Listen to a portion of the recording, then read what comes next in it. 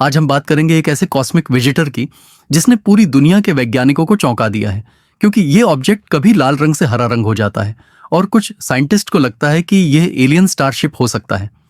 नाम है 3I Atlas. ये हमारी सौर मंडल की तीसरी इंटरस्टेलर विजिट है, यानी ऐसा मेहमान जो हमारे सूरज से नहीं बल्कि किसी और तारे की दुनिया से आया है। लेकिन खास बात यह है कि यह ऑब्जेक्ट पहले खोजे गए ओumuamua और 2I बोरिसोव से कहीं ज्यादा बड़ा और रहस्यमयी निकला है। 1 जुलाई 2025 को नासा के एटलस टेलीस्कोप ने इसे सबसे पहले देखा और हाल ही में गणनाओं से पता चला कि इसका द्रव्यमान यानी मास 33 बिलियन टन से भी ज्यादा है। इसकी तुलना की जाए तो यह ओumuamua और बोरिसोव दोनों से हजारों गुना ज्यादा भारी है। वैज्ञानिकों ने पाया कि इसका ठोस कोर का व्यास 3.1 मील से ज्यादा है, यानी यह कई किलोमीटर बड़ा एक ठोस पिंड है। इसके रास्ते और ग्रेविटेशनल एक्सेलरेशन का अध्ययन करने पर यह भी पता चला कि यह हर दिन लगभग 49 फीट स्क्वायर से कम की गति में बदलाव दिखा रहा है। दोस्तों, आखिर यह इंटरस्टेलर ऑब्जेक्ट इतना दुर्लभ क्यों है? एवी लोब कहते हैं कि वैज्ञानिकों को उम्मीद थी कि हमें पहले हजारों छोटे छोटे इंटरस्टेलर ऑब्जेक्ट मिलेंगे, लेकिन हकीकत यह है कि अब तक सिर्फ 2 ही मिले थे और फिर अचानक इतना विशाल 3I एटलस आ गया। यही इसे बेहद दुर्लभ और असामान्य बनाता है। 3I एटलस इस समय हमारे सौर मंडल से होकर गुजर रहा है।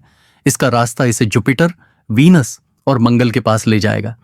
खास तौर पर यह मंगल की कक्षा से सिर्फ 1.67 मिलियन मील की दूरी से गुजरेगा। अच्छी खबर यह है कि इसका रास्ता पृथ्वी से सुरक्षित दूरी पर है, यानी यह हमें कोई खतरा नहीं पहुंचाएगा। जब AVI लोब से सवाल किया गया तब यह इंटरस्टेलर ऑब्जेक्ट के बारे में AVI लोब ने क्या क्या बताया, आइए जानते हैं। इसकी सबसे बड़ी खासियत यह थी कि इसकी चमक इतनी ज्यादा थी कि अगर मान लिया जाए कि यह एक ठोस वस्तु है तो इसका व्यास लगभग 20 किलोमीटर होना चाहिए। यह मैनहट्टन आइलैंड से भी बड़ा है और इंटरस्टेलर ऑब्जेक्ट उस क्षुद्र ग्रह से 2 गुना बड़ा है जिसने डायनासोर का अंत किया था। यह बेहद दुर्लभ है। मैंने गणना की। दरअसल सबसे पहले तो ओumuamua जैसे छोटे ऑब्जेक्ट्स जो फुटबॉल मैदान यानी 100 मीटर के बराबर थे, हमें लाखों की संख्या में मिलने चाहिए थे।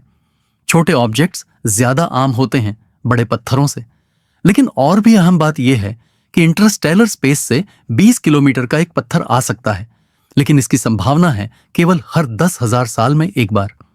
अगर आप सारा पत्थरीला पदार्थ इकट्ठा करके 20 किलोमीटर के पत्थरों में बांट दें तो सबसे अच्छे हालात में 10,000 साल में एक पत्थर ही हमारी आंतरिक सौर मंडल से गुजरेगा।